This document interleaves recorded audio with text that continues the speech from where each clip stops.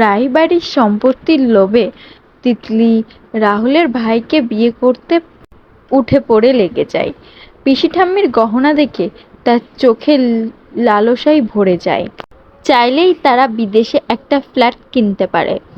এই সব ভাবনা ভেবেই তিতলির লোভে পড়ে যায় এবং সে মনে মনে ভাবে রাহুলকে বিয়ে না করার সিদ্ধান্তটা তার অনেক ভুল হয়েছে। সে এখন পস্তাতে থাকে মনে মনে, কিন্তু রাহুল রাহুল তো আর তিতলিকে পাত্তাও দেয় না। সে মনে মনে ভাবে, আমি রাহুলকে রিজেক্ট করে অনেক বড় ভুল করেছি। এখন দিদিভাই এই সম্পত্তির মালিক হয়ে গেল এবং রাহুল রাহির জন্য ফোন কিনেছে, এটা দেখেও তিতলি হিংসেই ভরে ওঠে। তো হ্যাঁ বন্ধুরা, তোমরা শুধু তোমারই জন্য সিরিয়ালের এমনটাই দেখতে পাবে। তিতলি মনে মনে ভাবতে থাকে, এই সব কিছুই আমার হওয়ার কথা ছিল, এখন দিদি ভাইয়ের হচ্ছে। এটা কিছুতেই হতে পারে না, আমাকে কিছু একটা করতেই হবে।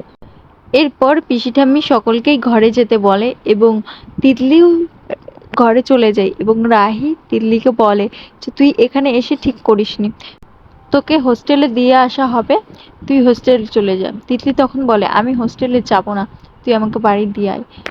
এবার রেমো এগিয়ে যায় তিতলিকে হোস্টেলে ফেরত দিয়ে যেতে এবং তিতলি বলে, আমি যাব না, আমি কিছুতেই যাব না, এই ছেলের সাথে আমি কিছুতেই যাব না।